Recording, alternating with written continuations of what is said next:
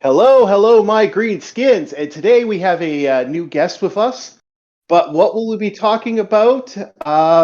Dark, what's our next thing today? Mazes and Mazes and monsters? monsters. Alrighty, Mazes and Monsters. The Tom Hanks leading role, his first leading role apparently. And the reason that we could talk about the bullshit of another little thing about D&D and Satanic Panic. And today we have with us Nessie. Yellow. So we have a little movie here that's going to be an interesting thing for us because when I talked to Dark about this movie, he went, "Oh, it's this." But when I talked to Val's unfortunately working right now. He'll be able to pop on when he can pop on. He said it was a. He said, "Oh, it's this," and what I said is the same thing he said. Now it's going to be an interesting thing about this. So a little background. There is a little moment in history with Dungeons and Dragons called the Satanic Panic. It's actually what ended up having Dungeons and Dragons do some real fucking fucked up shit in some ways, and at the same time had a reverse effect on D&D. This was a moment in the 80s and the 90s where people started freaking out thinking kids were playing D&D and killing themselves. Yep. That It was funny for those who played D&D. I don't know Nessie, did you play D&D when you were younger? I was not allowed to. I came from a very religious household, and my mother thought that D&D was demonic. And then sometime in my teens, she did like a 180, and she started even watching Charmed, which I completely was confused by because I thought witchcraft was demonic, wasn't it? But then all of a sudden we were able to watch it, and with that I was able to get into a different tabletop game by Palladium, and I didn't actually play Dungeons and Dragons I think for the first time until many years later. But I'm no stranger to tabletop, and I have heard of the Satanic Panic that originated around the game. And I did a little bit of research on both the movie that we watched and the history of Dungeons and Dragons, and let me tell you, the Satanic Panic was real, people. The Satanic Panic was real. And Dark is a newbie. Dark has never played D&D. I doubt he ever will. He has no interest in it. Yeah, I've tried. I've tried to get him to join our campaigns, and he just won't do it. So yeah, I've same thing. I've tried too. He doesn't. He wants to stay pure. So this was an interesting one. This little breakdown. One more for this thing. This is about a book that someone wrote after a unfortunate event where some kid threatened to axe himself after playing a game of Dungeons and Dragons. Now that is not freaking true. According to there's this speculations about that. He didn't kill himself. No, but he did disappear. According to the article. Yeah, but he disappeared down into this. Like, he didn't go to some freaking cave foundation. He effed off to some undergrounds in a university. Although university undergrounds are epic, and there's some cool stuff because I've actually I ran movie clubs for the universities over the years and some interesting stuff there. But yeah, this was cool. Interestingly enough, the writer of the book that the movie is based on actually co-wrote the screenplay. Her name is Runa Jaff or Jaffe or something, Jaffe. I don't know. And she appears to be, I want to say, kind of an activist writer, but not really. She seems to hate social stigmas. And so when this Satanic Panic came out about D&D, she wasn't too pleased about it. And her book is, like you said, inspired by the disappearance of James Dallas Egbert III from Michigan State University in 1979. And like I said, I did my research before before this, and I noticed that the Dungeons and Dragons Panic was actually largely pushed by a woman named Patricia A. Poling, whose son committed suicide, and she believed it was because of Dungeons and Dragons. Yeah. So she actually created this group called BADD, Bothered About Dungeons and Dragons. Mhm. And she sued, she put a wrongful death lawsuit against the principal of the school, Robert A. Bracey III, Mhm. saying that he cursed her son or something like that. And then she also sued TSR Incorporated, which were D&D's publishers at the time. Yeah. Both suits were dismissed, and that's when she created the BADD group. Yeah. So, See. I see. I'm working on my own group, bothered about Dungeons and Dragons Beyond. Friends don't let friends play D&D. Go on D&D online. It's just how it is. Friends don't let friends do that. We all play second. Join the cult. Uh,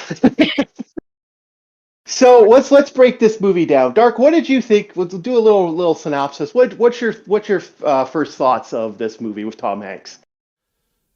This movie, I feel, is made for specifically fans of D&D. Even though the game in the movie is not called D&D, it's clearly, by the way they set up the room, the game, it's clearly D&D based. Maybe they didn't get the rights to the name of D&D, or at least that was my thought process at the time.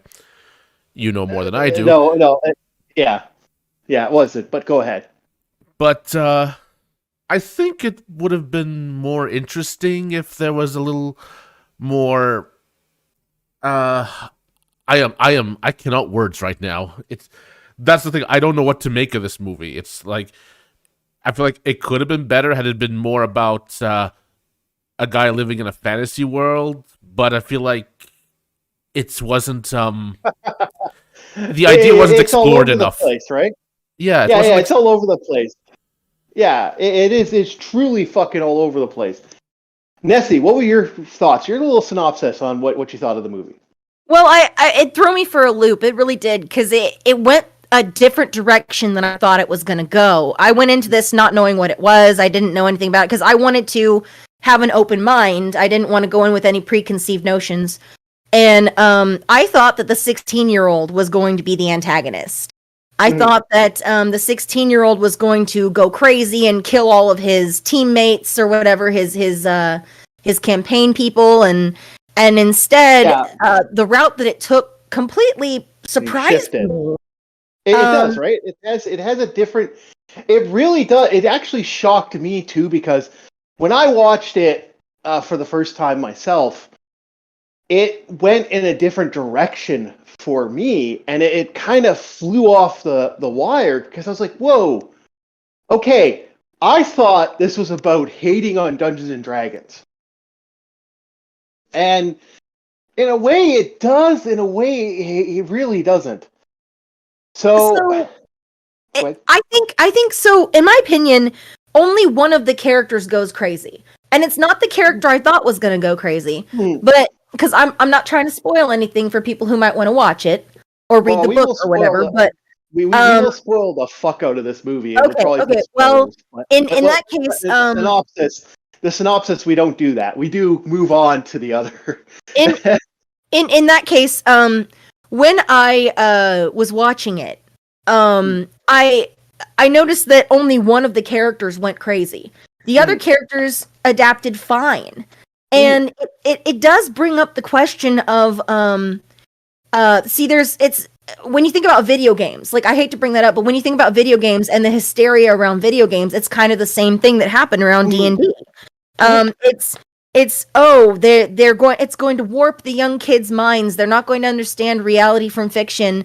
And in the cases of actual schizophrenic people or people who have mental disabilities, I could see that being a fear, but then that means more parental, that's on the parents. The parents need to be more active in the lives of the kids that have those special needs to prevent this from happening.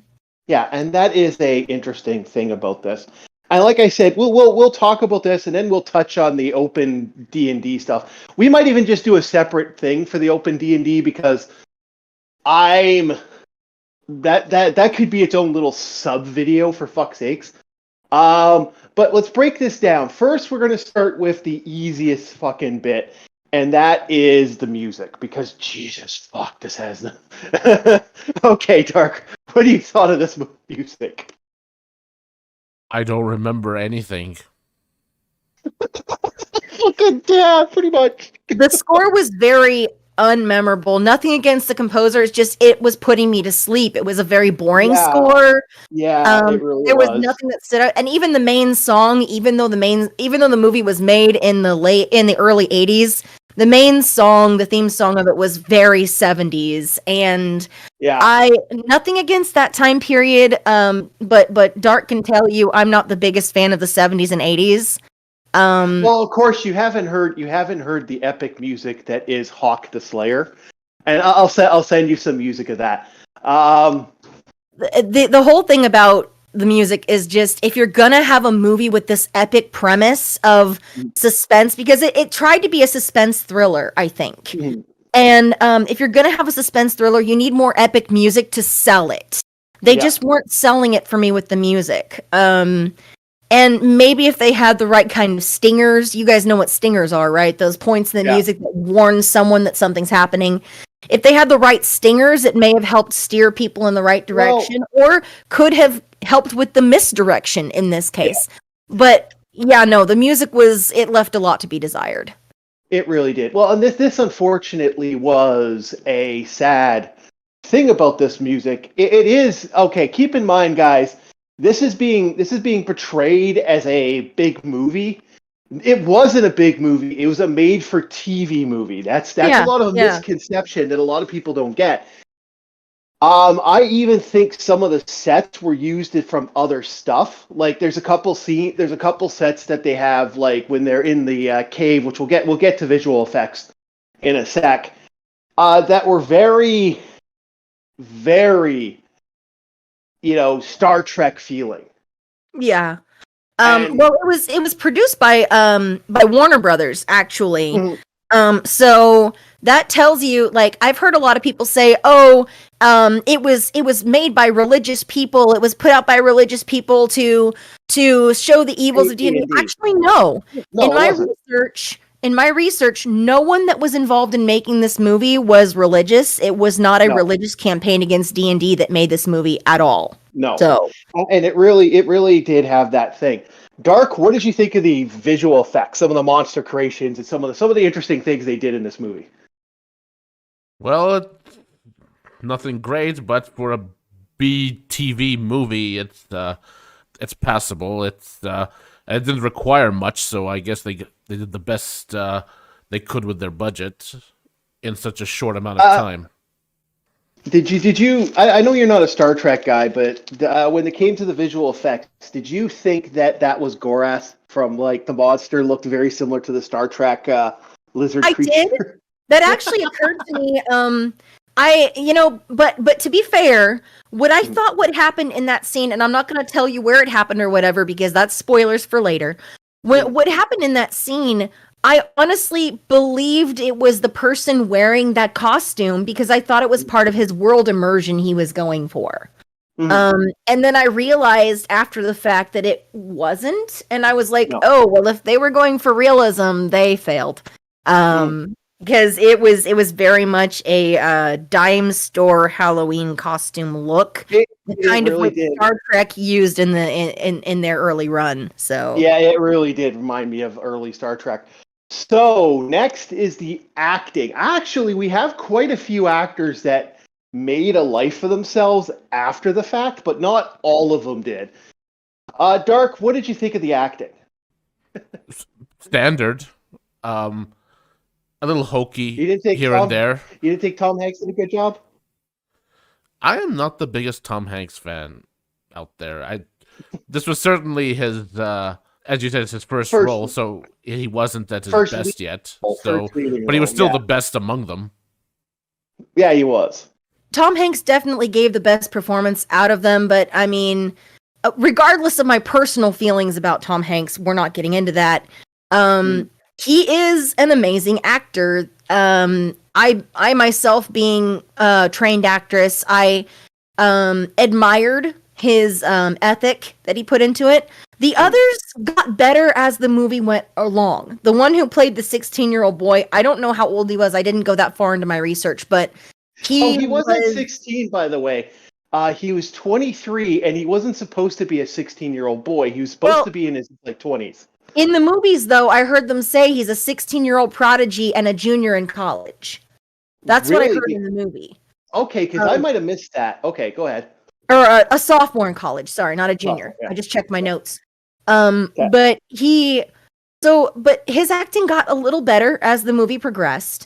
And honestly, the others, you could take them or leave them. I mean, they weren't bad, but they weren't great. I think part of it was the script, which we can get to later.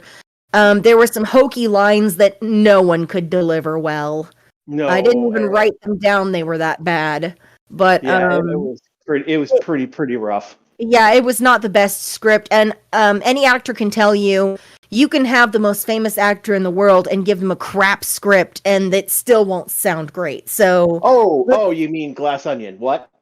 Yeah, like I said, you can get the biggest named actors and give them a script written by a 5-year-old, and it's not going to sound good. I'm sorry, unless that 5-year-old is some sort of like Mozart level prodigy. Okay, and I know Mozart wrote music and not plays. Don't even, okay? I read a biography on the man, okay? I'm just using him as an example since he was a child prodigy. So we get ourselves our story. Now I'm going to be the one that breaks this bad boy down. Spoiler alert.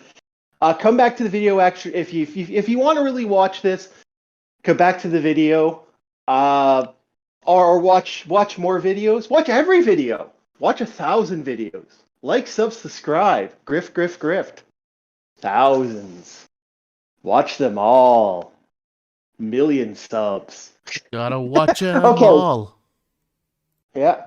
Orc War Tifa reviews? that sucked. All right. So we got ourselves a story here. Now I'm going to ask you guys a question. Was this about mental illness or was this about Dungeons and Dragons? Dark. I think it was more about Dungeons and Dragons because while it the mental ailment the guy suffered wasn't explored or it wasn't elaborated on throughout the whole thing. There was just bits and bobs, but it wasn't the forefront of the plot. It seemed to me it was just a guy obsessed with with a board game. Serene, what are your thoughts? I think it was a cautionary tale. I don't think it was just about dungeons and... Hold up. You said Serene again. Yeah, it's Nessie. I apologize. Back up. I will get it eventually. I apologize. It's all right. Nessie, what's your thoughts? So I think it's a cautionary tale. I don't think it's exactly about D&D alone, but I don't think it's about psychosis alone. I think it's the dangers of leaving conditions like that unsupervised. And I think it's about the dangers of leaving. Yes, to a point, it's kind of mocking the hysteria because you had the detective being like, "Oh, you played that game, huh? You played that game, huh?" And I think yes, it was about his mental illness, but not about him particularly. It was about how this could be a scenario, but it could also not be a scenario. Because as I said earlier, you had just one go crazy, whereas all the others were perfectly fine. So... Yeah. And so this is my thought process on the matter. It is actually more about the mental illness and a man who is fundamentally sick, who should have got help and wasn't getting the help because his parents were too goddamn fucking full of themselves. And that was the vibe I got from this, and D&D saved the day. So screw you all, D&D saved the day. This is actually a glory thing for Dungeons & Dragons, not a hate-on for Dungeons & Dragons. But I'm going to break down the story, because, that's my job. But wait, he did what he did. He did bad things, I won't spoil, because he was obsessed with D&D or this movie's equivalent. Well, that was his mental illness, though. At that point, he'd slipped so far into whatever psychosis he was in, he had no grasp of reality over fantasy. Yeah, and I've dealt with mental illness with people over the years, and it's it's sad, but people fucking lose themselves in I'm their just saying. sicknesses, and I'm just saying. You're saying it's a win. I'm saying it doesn't help. It's not a win, but it doesn't help it either. no, D&D wasn't the cause. It was his effects were already there. The problem was he was already a very sick person who should have probably been medicated or taken care of, and they didn't take care of him.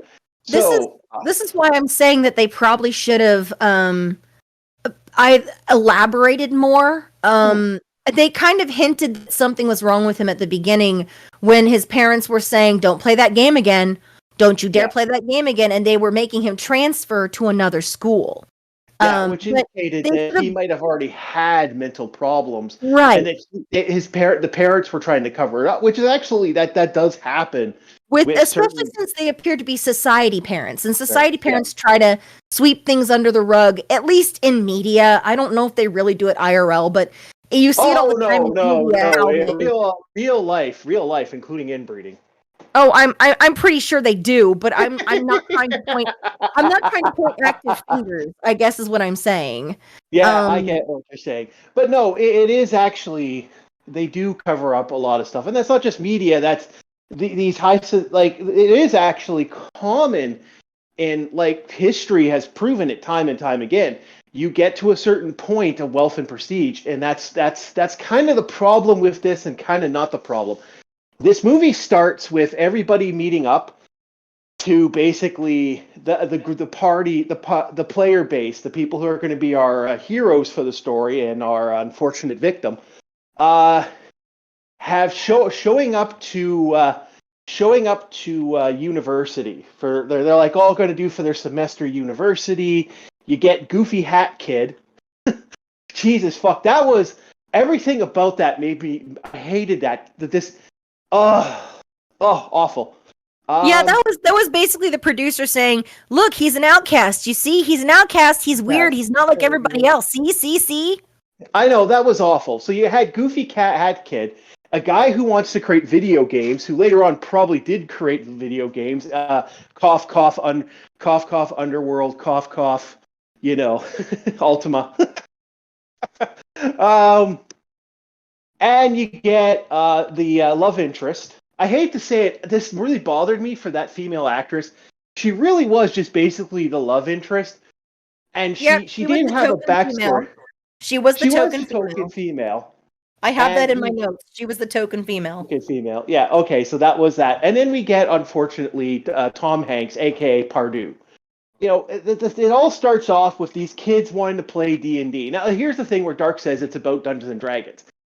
He moves on to seeing this. He's like, well, I don't really play. Oh, do you play? Well, I'm ninth level. Ninth level? And, the token female lead's panties fly across the room upon saying that he's ninth level. By the way, just going to say, if that was real life, that would never happen. I'm a ninth level bitch. You get smacked across the face. Yeah, look. That's kind of a wish fulfillment scenario that they really threw in there. And I was like, really? We're going down that path? Okay. I know.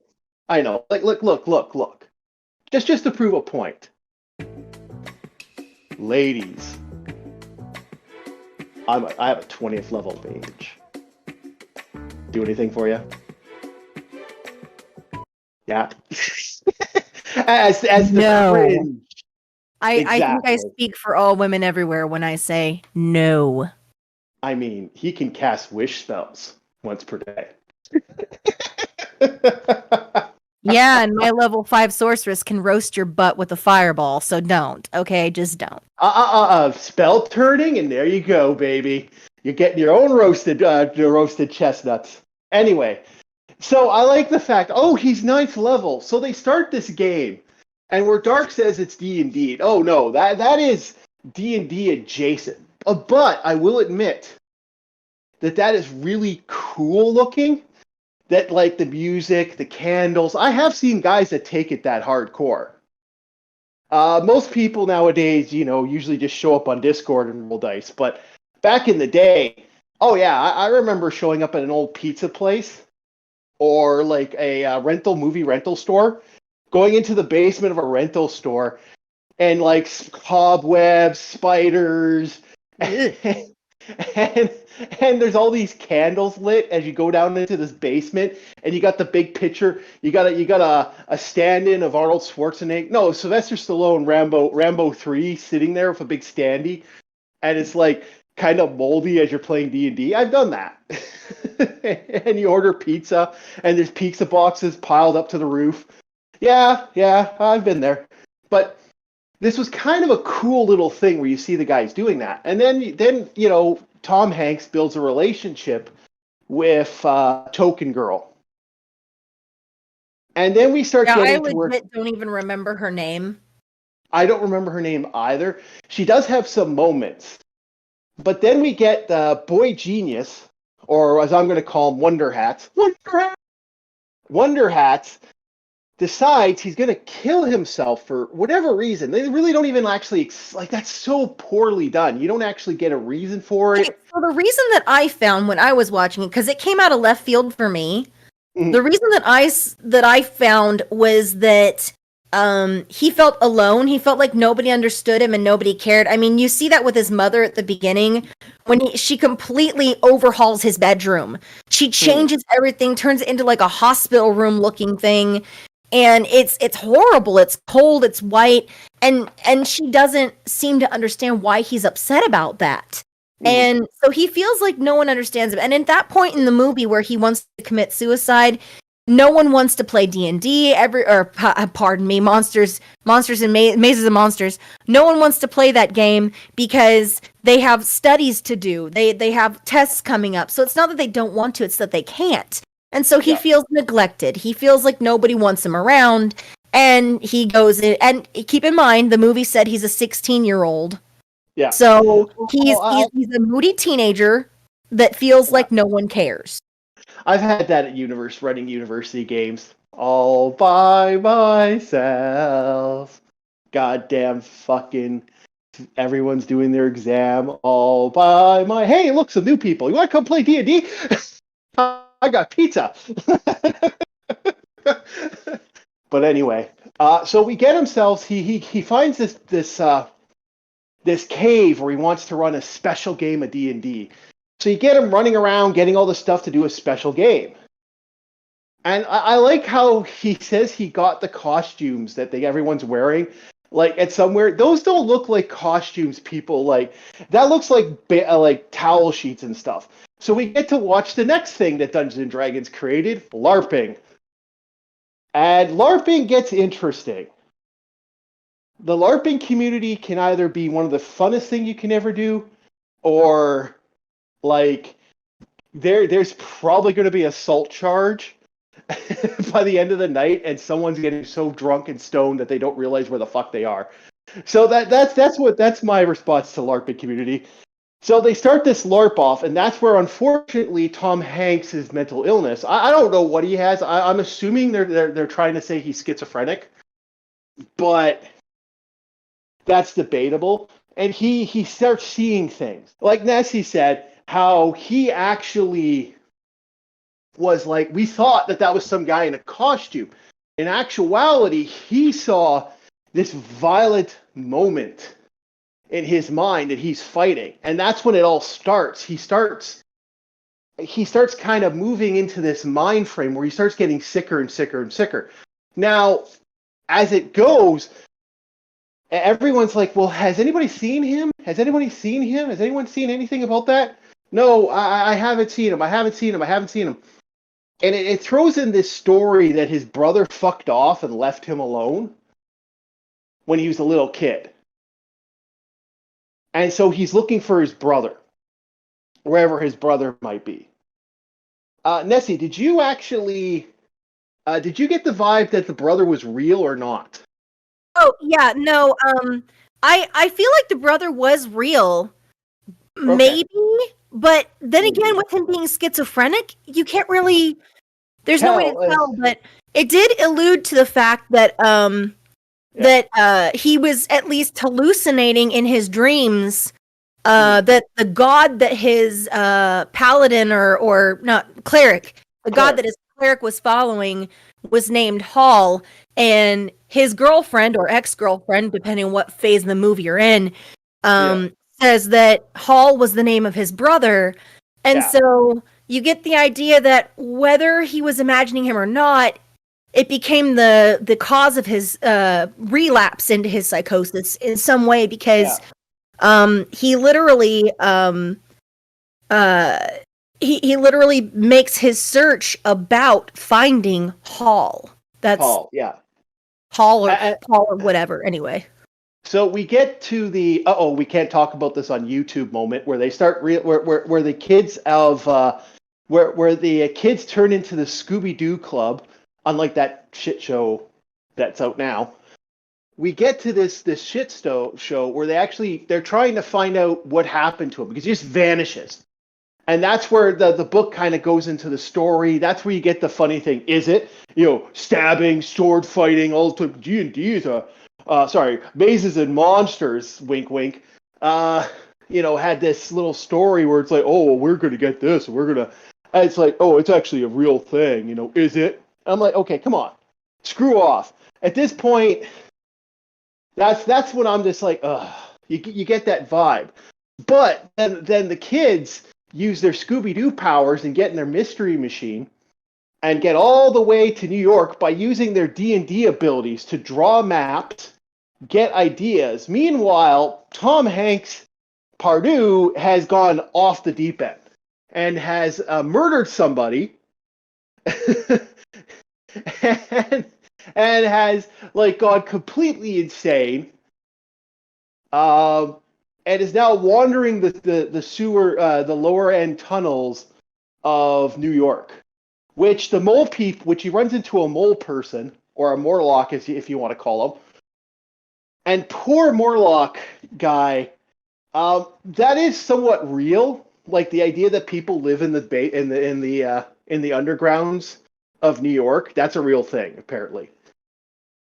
And so he runs into him, and that he leads him to the place we can't talk about on YouTube.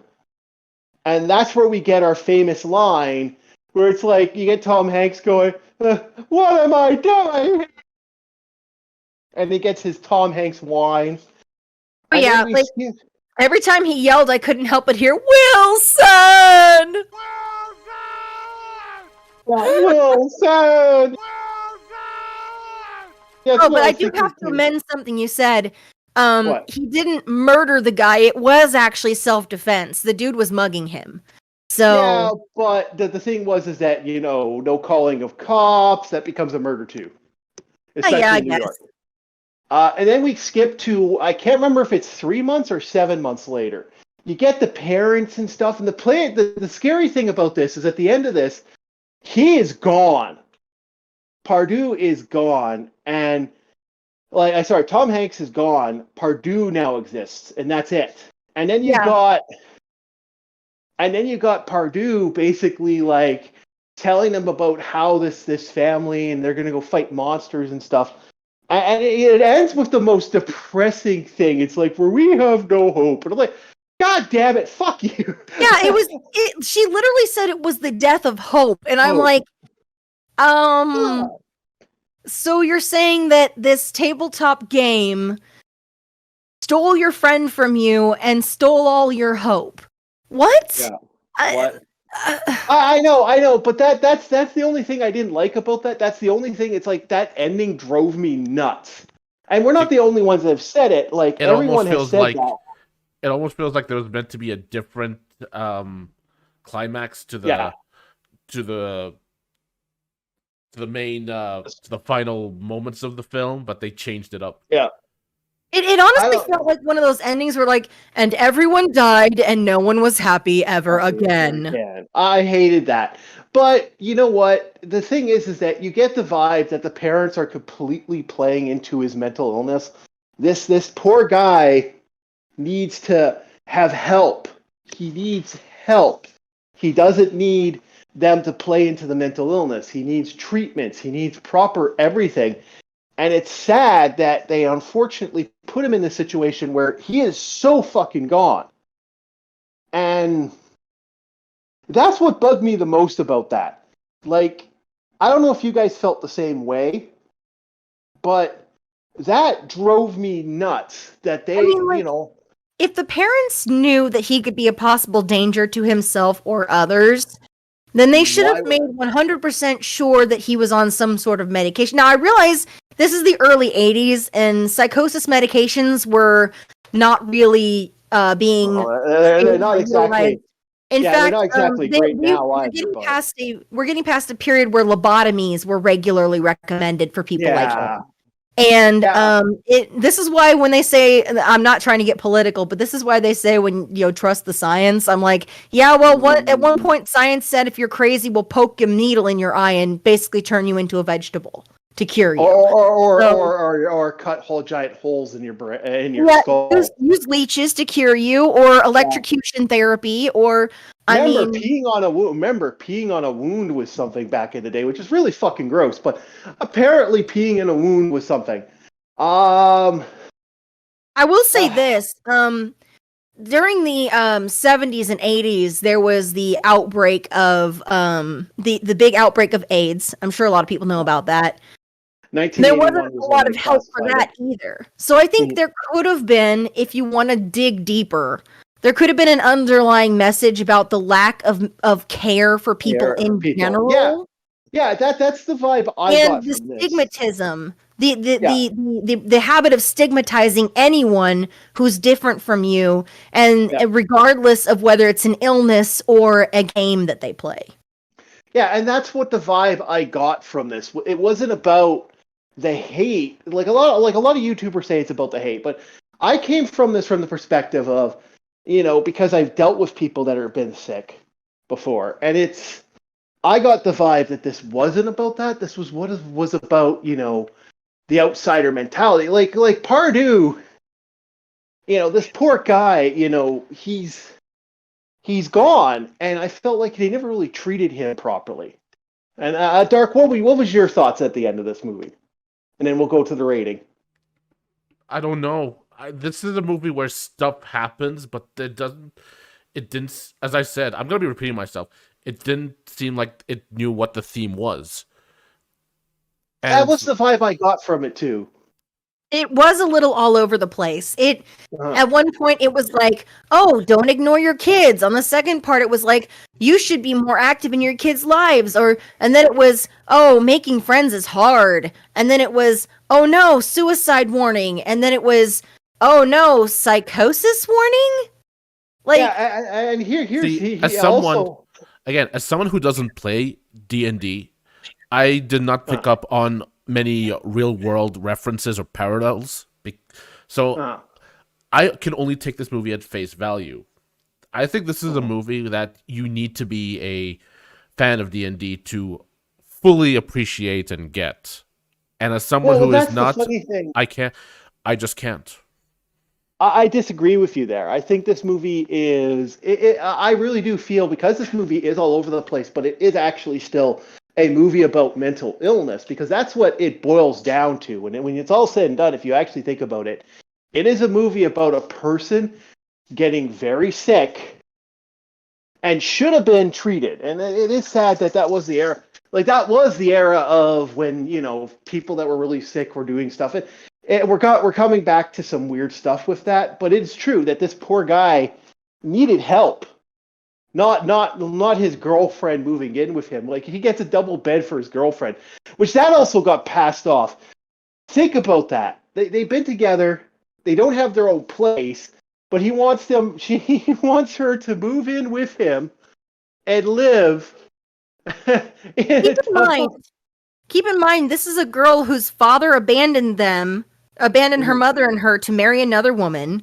Yeah. And I guess her ex-boyfriend did a similar thing where he chose another girl over her. That's implied. Yeah. They don't actually say it. It's implied. Yeah. And then she's even said she'll never get married. She'll just become a famous author and blah, blah, blah, blah, blah. And now here a few months later, you have Tom Hanks's character saying, hey, I've got us a double beds that we can move in together in the dorms. And she's like, yeah, no, we're not there yet, bud. Yeah, and the funny thing about that time frame is the time frame for that is it's all over the place. It really is all over the place. We're talking that feels like that was only a couple, like they'd only been dating for a week. Maybe they had one encounter, if you get what I'm saying. Well, I What? tried the time montage using like the jogging and the walking through the Yeah, rain and stuff like that, but if that was their intention, they needed more of it more and they of that. needed to Yeah. draw it out longer. Yeah, and that's the thing about it. It felt like the vibe for this was just so off. So overall, what do you guys want to rate this? We'll start with Dark. I keep going to Dark because he is the outsider compared to D&D. I don't see myself watching this movie again. I did not. It's not a particularly entertaining movie. That's another thing I forgot to bring up. So I'm gonna give this a 4. Oh Maybe wow, that's higher. if the execution was better, maybe it could have. The idea might have been more interesting had the Wait a execution been minute, better. wasn't that higher? Wait, isn't that a higher rating than Goonies, you bastard? Ah, fuck you Did you and your just Goonies rate movie. this movie higher than Goonies? Yes, I think you Oh did. my word. Lord. Oh, This movie doesn't anyway. have That hurts. Th- That hurts on a personal level. That this does. movie. This movie doesn't have Data screaming and annoying me. Well, okay. Okay, You have- dokie, Dr. Jones. You do I got have some a power point punch. there. The little boy who played him was adorable, but he is without doubt the worst part of Indiana Jones. And okay, Yeah. dokie, Dr. Jones, hang on to your potatoes. What? Yeah, no, he's actually acting again. I think he's actually getting some roles. So I'm Good for hoping. him. Yeah, good for Um, him. I hope. No, on a scale of 1 to 10, 10 being the best movie I've ever seen and 1 being the worst. I mean, let's face it, this isn't exactly The Room. But on a scale of 1 to 10, I'd say given the fact that it's a made-for-movie TV already knocks it down a couple pegs. So I'm going to compare this to TV movies, not big movies. Is that okay? Can I do that?